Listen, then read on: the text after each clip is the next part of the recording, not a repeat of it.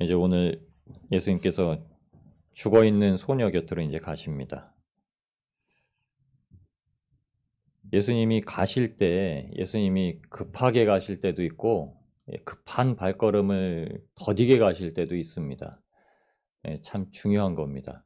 사람들이 급하다 생각할 때 오히려 예수님은 좀 천천히 해도 된다라고 말씀하시고, 사람들이 이거 너무 여유 부려도 되겠다 싶을 때 예수님 또 급하다라고 말씀하실 때도 있습니다.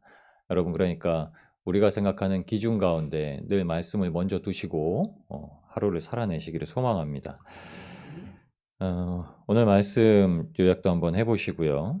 요약할 거 크진 않습니다. 예수님께서 이제 마침내 회당장의 집에 도착을 하셔서 죽었다라는 소식으로 이제 마음이 무너질 그 아이 아버지에게 두려워하지 말고 믿기만 하라.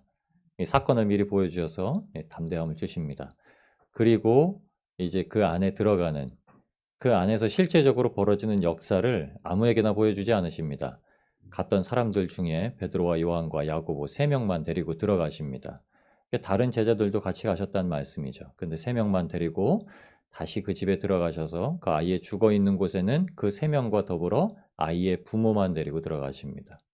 그리고 그곳에서 벌어지는 일로 말미암아 놀라고 놀랄 때에 주님께서 그들에게 경고하시고 다만 한 가지를 말씀하십니다. 소녀에게 먹을 것을 주라. 여러분, 이 말씀 가운데 저희가 세상 가운데 줄 수 있는 먹을 것, 여러분들이 주실 수 있는 것 다 주십시오. 돈이 많으시면 세상이 먹을 수 있는 많은 재물로 소유로 정말 굶주리고 헐벗고 있는 자들을 먹이십시오. 그러나 우리의 소요가 그것으로 충족되지 못한다 하면 여러분, 우리가 가지고 있는 말씀으로 항상 먹이십시오. 부모가 자녀한테 밥 먹일 때 그렇게 얘기하지 않습니다. 너 지금 밥 먹고 있으니까 20년 있다가 너 돈 벌면은 다 갚아야 된다. 다 갚아야 된다. 이 말하면서 밥 주지 않죠. 값없이 주는 겁니다.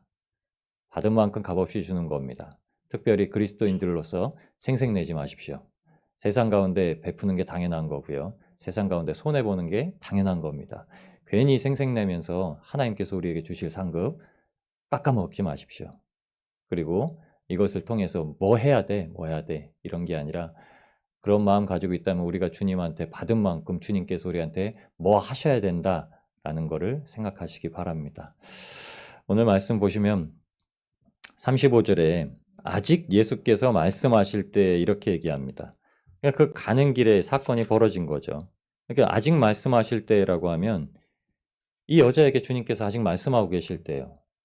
아니, 지금 이 한 사람이 구원받고 나와서 지금 모든 사람에게 증거하고 있을 때 주님께서 네 병에서 자유로워졌다라고 하면서 여인을 보내시는 가운데 그 일이 이제 이동하시는 가운데 벌어졌잖아요. 무리가 막 옹호하면서 애워싸고 가는 길에 벌어졌잖아요.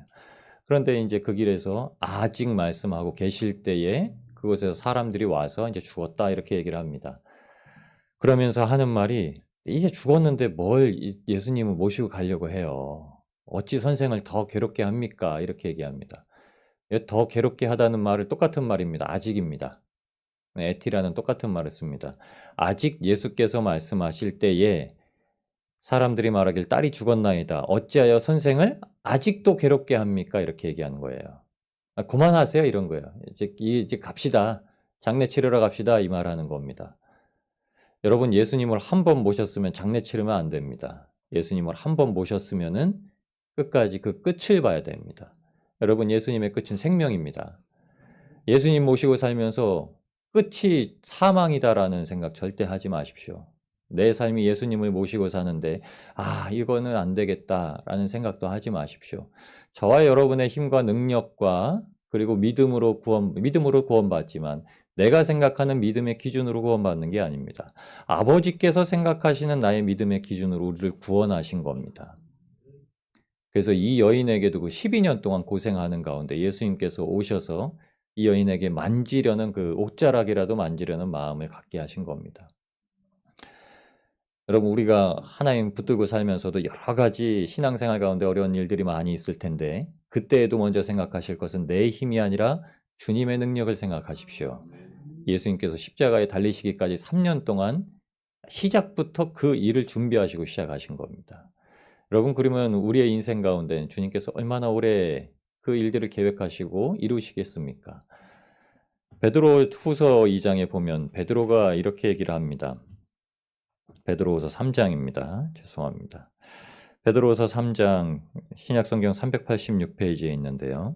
베드로후서 3장 8절에서 10절과 10절에는 이렇게 얘기합니다. 사랑하는 자들아, 주께는 하루가 천년 같고 천년이 하루 같은 이 한 가지를 잊지 말라. 주의 약속은 어떤 이에 더디다고 한 것 같이 더딘 것이 아니요 오직 너희를 대하여 오래 참으사 아무도 멸망치 않고 다 회개하기에 이르기를 원하시느니라. 우리가 이 말씀할 때 모든 사람이 회개하기를 이른다라고 생각을 하는데 베드로가 이렇게 얘기합니다. 오직 너희를 위하여. 오직 너희를 위하여. 여러분, 오직 여러분을 위하여서 주님께서 언제까지 참으시냐면 주님의 하루를 참으시는 건 세상이 천년이라고 말씀하시는 거예요. 근데 그날도 그냥 아주 힘들게 잡고 있는 것이 아니라 그날을 진짜 이 총각을 지나는 것처럼 하나님께서 하신다는 얘기입니다. 회당장의 마음을 한번 오늘 헤아려 보십시오. 그 중간에 회당장이 빨리 딸을 때문에 예수님을 모시고 가야 되는 상황 가운데 일이 벌어졌습니다. 회당장이 그 일을 좋아했을까요? 싫어했을까요? 저 같았으면 안 좋아했을 것 같아요. 지금 애가 숨이 꿀딱꿀딱 넘어가는데 지금 이 여자가 낫건 말건 지금 무슨 상관입니까? 이 타인의 구원의 일들은 철벽이 쳐집니다. 이 여자가 나았으니까 빨리 가시죠. 더 괴롭게 하지 말라라는 말은 회당장이 옆에서 지금 안절부절했다는 얘기죠. 아직 선생을 아직도 괴롭게 하나니까 그런 거는 막 옆에서 막 어떻게 하지도 못하고 가시죠. 그런데 그렇게 할 때가 있고 안 할 때가 있습니다. 감리교 창시자 존 웨슬리가 사역이 점점 바빠지면 바빠질수록 그 수행하는 분들이 있었습니다. 사역이 바빠지니까 이게 모시고 다니려면 스케줄도 막 봐야 되고 집회를 가야 되고 하니까 바쁘잖아요. 근데 이 존 웨슬리가 안 나오는 거예요. 시간이 막 다 돼가지고 안 나오는데 웨슬리 선생님 이제 가야 됩니다. 저 어디 교회 가서 이제 집회하실 시간이에요. 빨리 가야 됩니다. 그랬더니 그렇게 말씀하셨대요. 사역이 깊어지고 많아질수록 더 기도해야 됩니다. 여러분, 사역이 시간이 늘어날수록 그 총각에 바빠가지고 그 일들에 마음이 분주해지는 게 아니라요. 그럴 때일수록 기도 시간은 더 늘어야 됩니다.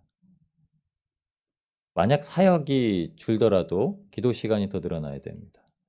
여러분, 신앙이 늘어날수록 기도 시간이 늘어난다는 의미보다는 기도를 통해서 하나님을 붙잡으려는 시간이 더 늘어나야 됩니다. 하나님께서 우리에게 말씀하시는 것들이 더 많아진단 말입니다. 이 회당장은 그게 필요했던 겁니다. 두려워하지 말고 믿기만 해라. 지금 회당장에 처음에 왔을 때의 믿음이 어떻게 됐다는 얘기냐면 저는 딸이 죽었다는 소식을 통해서 예수님께서 오셔서 손만 얹으면 나으리라라는 믿음이 이제 막 떠나려고 하는 참이에요. 그걸 예수님께서 딱 붙드시는 겁니다. 여러분, 우리에게 보여주는 사건 가운데, 우리가 마주하고 있는 사건 가운데 그 일이 사람의 기준으로 벌어지지 아니하고 사람의 기준으로 끝났다라고 하는 생각이 들 때 어떻게 되냐면 포기가 일어납니다. 포기가. 근데 그때 붙잡는 겁니다. 그때 주님께서 붙잡아 주시는 거예요. 그리고서 이제 가자 하시는 겁니다. 그리고서 벌어지는 사건입니다. 여러분, 여기엔 두 번의 위로가 있습니다. 아이의 부모를 한번 위로하시고 두 번째는 그 아이에게 위로하시는 사건이 나옵니다. 아이의 부모는 그렇게 이제 우리가 위로하고 예수님께서 위로하셨다. 그리고 이제 보여주셨다. 놀라고 놀랐다. 이렇게 이제 마치시고 이제 소녀에게 가시는 사건을 보셔야 됩니다. 여러분, 저와 여러분이 진짜 이 소녀와 같습니다. 어제도 말씀드렸지만 12살이 됐다라고 하는 거는 이제 결혼할 수 있는 성인으로서의 의식을 치렀다는 얘기입니다. 유대 법상으로는 12세는 이제 성인식의 나이입니다. 그러니까 공적으로도 결혼을 할 수 있는 나이고 사회생활을 시작하기도 하는 나이입니다. 그래서 예수님께서도 12세부터 목공일을 하셨다고 보시면 돼요. 30대 공생을 사역을 하시기 전에 18년 동안 목수로서 일을 하시다가 이제 공생의 사역을 하신 겁니다. 그렇다면 이 소녀가 이제 한창 꽃 피울 나이에, 우리나라로 치면 이팔청춘이죠. 이팔청춘 꽃 피울 나이에 죽었다는 얘기입니다. 그런데 이 소녀에 대해서 예수님께서 가셔서 하시는 말씀이 있습니다. 여러분, 아이야. 그 아이의 손을 잡고 이르시되 이렇게 얘기합니다. 40절에도 아이의 부모와 함께. 마가는 특별히 이 소녀에 대해서 지칭하는 걸 아이 이렇게 얘기합니다. 왜냐하면 이게 그 당시에 예수님께서 그 아이를 대하셨다라고 예, 고증을 받았기 때문입니다. 마가는 거의 베드로에게 영향을 받아서 마가복음을 기록했기 때문에 옆에 있던 베드로가 그렇게 칭했다라고 하는 겁니다. 그리고 베드로는 이 안에 들어갔던 장사자이기 때문입니다. 아이는 헬라어로 파이디온이라는 뜻입니다. 아이는 말 그대로 어린이를 뜻해요. 근데 예수님께서 그 아이를 바라보시면서 하시는 말씀이 소녀야 일어나라. 그걸 달리다 쿰, 아람어로 달리다 쿰이라고 하는데 쿰은 일어나다. 그리고 달리다는 소녀, 누구냐면 처녀를 얘기합니다. 그러니까 이제 사회에서 그리스도의 신부 혹은 모든 이의 신부가 될 수 있는 적정 나이라고 말씀을 하신 겁니다. 세상 가운데 살아갈 수 있는 인격체로서 다시 살리신다는 말입니다. 세상 가운데 살아갈 수 있는 그리스도인이라는 인격체로 이 소녀를 붙들어 일으키셨다는 겁니다. 근데 하늘 아버지가 보시기에는 항상 어떠하시다고요? 아이. 이 땅 가운데 신앙으로서 장성하고 세상 가운데 예수님의 본을 따라서 오직 그 믿음으로 구원의 향기, 그리스도의 향기를 뿜어내는 신앙인으로서 살리시는데도 불구하고 주님께서는 저와 여러분을 항상 어떻게 보시냐면 아이로 보신다는 겁니다. 그래서 아까도 말씀드린 거예요. 여러분, 우리의 힘과 능력으로 할 수 있다는 게 아니라 주님께서 아이를 세우고 항상 우리에게 말씀하신 것이 이 아이의 믿음과 같아. 천국은 이 아이들의 것이라 라고 하는 건 항상 모든 것은 주님 안에서 할 수 있다라는 걸 믿음을 가지고 주님 앞에 서라고 하시는 겁니다. 그리고 아이의 손을 잡고 이제 일어나라 달리다 쿰 하시니 번역하면 그게 아람어죠. 로마에 있는 형제들에게 보내는 서신이었기 때문에 마가가 이제 그걸 번역해서 이렇게 얘기합니다. 너희는 아람어 잘 모르지? 아람어로 달리다쿰. 그 현장에서 예수님께서 달리다쿰이라고 말씀하신 것은 곧 내가 내게 말하노니 소녀야 일어나라 하심이라. 아멘. 근데 왜 예수님께서 굳이 이렇게 말씀하셨을까요? 내가 내게 말하노니. 내가 내게 말하노니. 여러분 이게 쉐마입니다. 이스라엘의 주 특징은 듣는 겁니다. 듣는 거. 그래서 이스라엘의 교육은 듣게 하는 겁니다. 들려주는 겁니다. 그리고 그것을 들은 것을 익히게 하고 기억하게 하는 겁니다. 이게 이스라엘을 출애굽시키셨을 때부터 하나님의 명령이셨습니다. 읽고 듣고 지켜서 행하게 하는 것. 그래서 천국을 붙잡고 들어가고 얻게 하는 것. 이게 저희가 신명기 말씀 때 계속돼서 반복했던 말씀입니다. 여러분 소녀는 어떤 행위로 일어나냐면 첫 번째는 예수님께서 잡아주시는 행위로 말미암아 살아나고 두 번째로는 예수님께서 들려주시는 말씀을 들음으로 말미암아 살아나게 됩니다. 여러분 지금도 예수님은 절대 저와 여러분을 놓지 않고 계십니다. 로마서 8장에 사랑의 줄이라고 표현하신 그 말씀은 어떤 것으로서 끊을 수 없다고 말씀하셨습니다. 여러분 아무리 저와 여러분이 세상 가운데 때로는 낙심하고 실족하고 때로는 미혹을 당할지라도 아무것도 끊을 수 없는 이유는 죄와 허물 가운데 실수 가운데 아무것도 끊을 수 없는 이유는 예수님의 사랑이 더 크시기 때문입니다. 예수님의 붙드신 사랑이 더 크시기 때문이에요. 그러나 그 크신 사랑 가운데 항상 한 가지를 더 하시죠. 들으라는 겁니다. 그래서 항상 들려주시는 겁니다. 들을 게 있는 자는 들으라 이렇게 말씀하시는 말씀은 들을 게 없는 사람들한테 하시는 말씀입니다. 솔직히요. 들을 때까지 듣고 깨달을 때까지 들으라는 거예요. 여러분 한 가지 말씀을 들었을 때 아이들한테 한 가지 말을 하고 애들한테 교육을 시키면 그 한 가지 말이 아이한테 실천되기까지 몇 번이나 해야 되는지 아시나요? 어른들은 생각하긴 한 10번 하면 들을 거라고 생각하잖아요. 아니요. 100번 해야 될 때가 있고요. 1000번 해야 될 때가 있고요. 10,000번 해야 될 때가 있어요.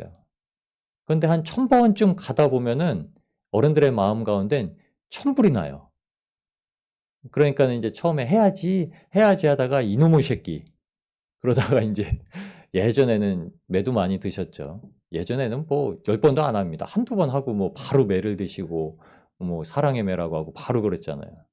그러니까 그 훈계받고 교육받을 틈이 없었죠. 근데 실제로 유대 교육법은 계속 반복해주고 반복해주고 아이는 당연히 모른다라는 생각으로 반복을 하는 겁니다. 예수님께서도 제자들에게 항상 그렇게 반복을 하신 겁니다. 3년 동안 내내 같은 말씀을 반복하셨어요. 같은 말씀을 하시고 십자가를 지실 거라고 3번이나 계속 말씀을 하셨는데 그 말씀 가운데 제자들은 계속 누가 크냐라고 하죠. 누가 더 큰 거야? 누가 더 잘난 거야? 이렇게 얘기를 합니다.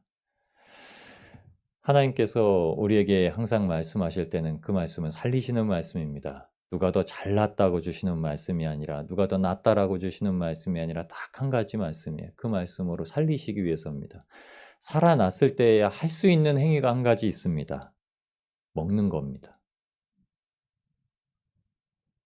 요한복음 6장에 예수님께서 하시는 말씀이 이스라엘 백성들을 광야에서 예수님 하나님께서 불러일으키신 다음에 첫 번째로 하신 것이 아무것도 먹을 것이 없는 가운데 만나를 주셨다. 하늘에서 만나를 주셨다라는 말씀을 통해서 예수님께서 저희에게 주신 말씀이 그겁니다.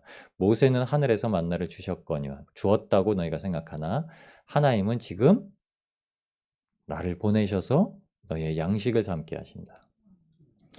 여러분 말씀을 우리가 본다는 것은 매일 예수님으로 말미암아 우리가 양식을 삼는다는 겁니다.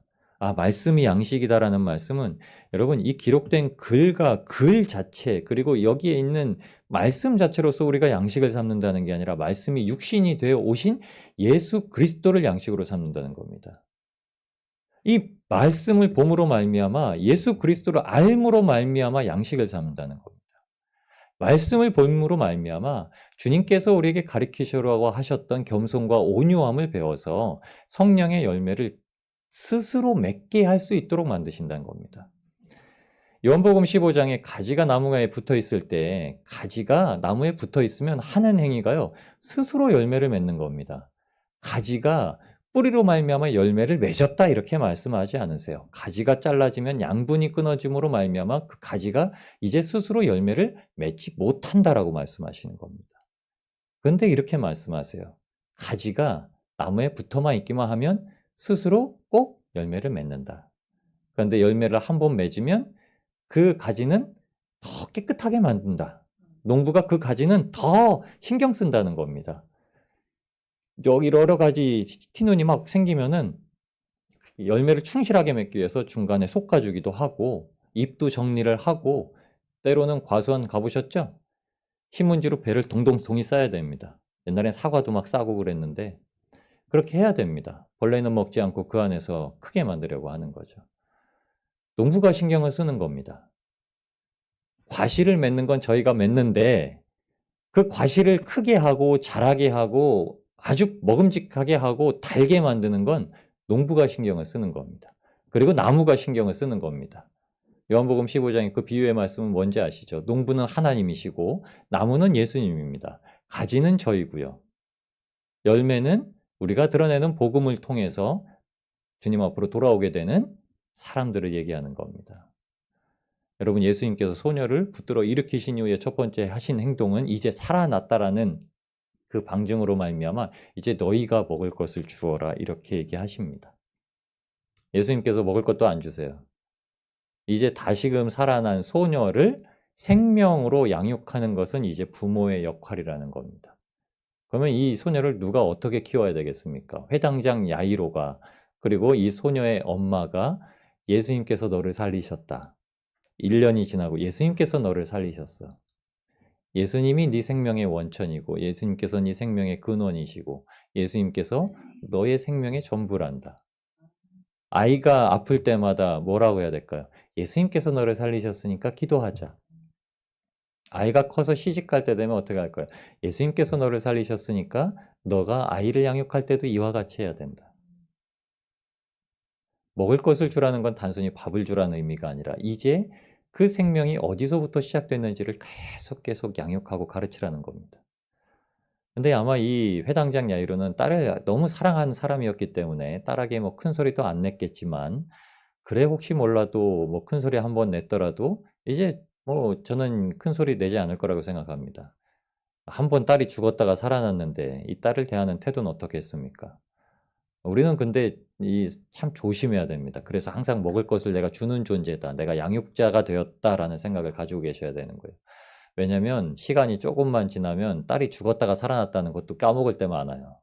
그러니까 딸이 예전 행동으로 돌아가면 다시 예전 행동을 맞받아치는 사람의 행동, 육신의 행동으로 나올 때가 많이 있습니다. 그런데 항상 우리에게 기억하도록 말씀으로 주신 겁니다. 예수님께서 딸을 살리셨으니 이제 딸을 먹을 것을 주고 케어하라. 그리고 그 말씀의 시작이 두려워하지 말고 믿기만 하라. 내 속이 천불이 날 때도 두려워하지 말고 믿기만 하라. 어떤 사람들에 대해서 현상으로 보이지 아니하고 구원받았다는 표시가 보이지 아니할지라도 두려워하지 말고 믿기만 하라. 여러분, 구원하시는 역사는 예수 그리스도께로부터 나옵니다. 예수님은 항상 방문하셔서 예수님께서 여러분 손을 건들지 아니하셔도요. 예수님께서 그냥 콧바람 한번 부르시면 사람은 쓰러지게 돼 있어요. 어떤 기대를 하고 계십니까? 여러분, 우리가 기도하고 있는 모든 사람들에게 가셔서 예수님께서 그냥 그저 콧바람이라도 한번 불어주시기를. 그러면 인생이 변하고 하나님께서 어떤 분이신지 알게 되고 예수님만이 생명이심을 알게 되는 놀라운 일들을 또 경험하게 되는 일을 마주하게 될 것입니다.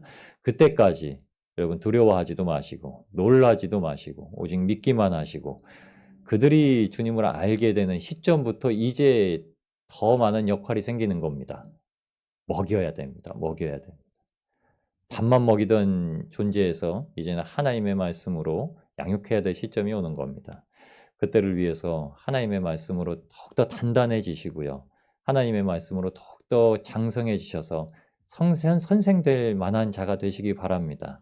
그래서 복음으로 양육하여서 살아난 생명을 끝까지 붙들고 가실 수 있는 복된 성도님들이 되시길 주님의 이름으로 축원합니다.